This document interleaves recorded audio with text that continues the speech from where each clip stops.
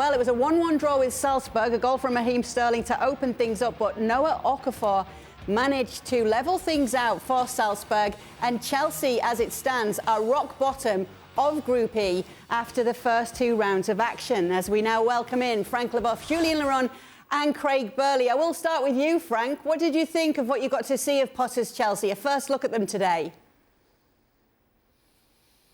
Well, I didn't expect too much, because it's not in maybe a week that you will see changes, and you have to get rid of the bad habits, I would say. And I saw it again many times, especially the first half, where you could see sometimes you have the reflex to go back and to make a pass where you should go vertically, maybe try something, take on the players and go more direct, which is not the case for many players, because they used to keep the ball and get the possession without doing many things with the ball.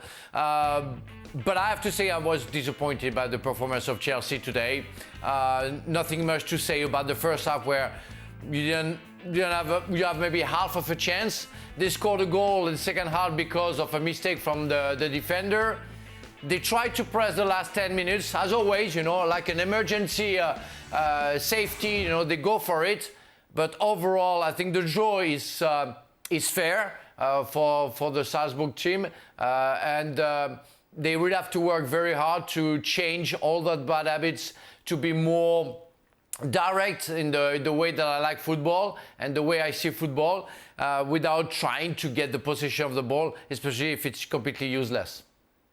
Craig, what did you take away from Chelsea and how they were set up today? Well, not a lot, because I was really watching the Man City game, but I was sort of keeping my eye on it. Obviously, he was just looking to take a victory at all costs. As Frank said, he's not been in the job that long, so there's only so much you can do.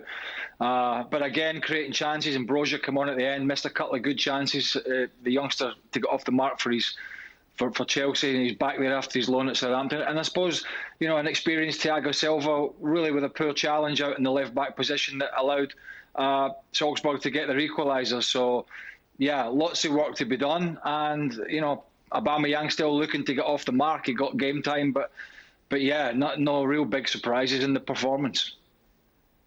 How much can you judge Graham Potter then on this first performance? Well, not a lot, but I still think that you can point out some things that could have and should have been different. Frank just alluded to the last 10-15 minutes of the game and the difference that we saw from Chelsea then, because they were desperate.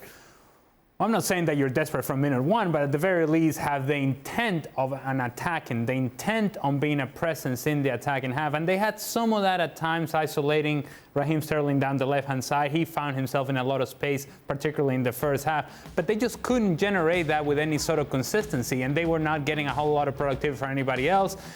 It was a performance of a team that, yes, they're trying to find themselves, but there is a lack of confidence throughout because of the recent history and the recent lack of success. And so, therefore, this is going to take some time. Now, the question is, do they have the time in order for everybody to get settled down and figure out what is it that Graham Potter wants them to do on the field?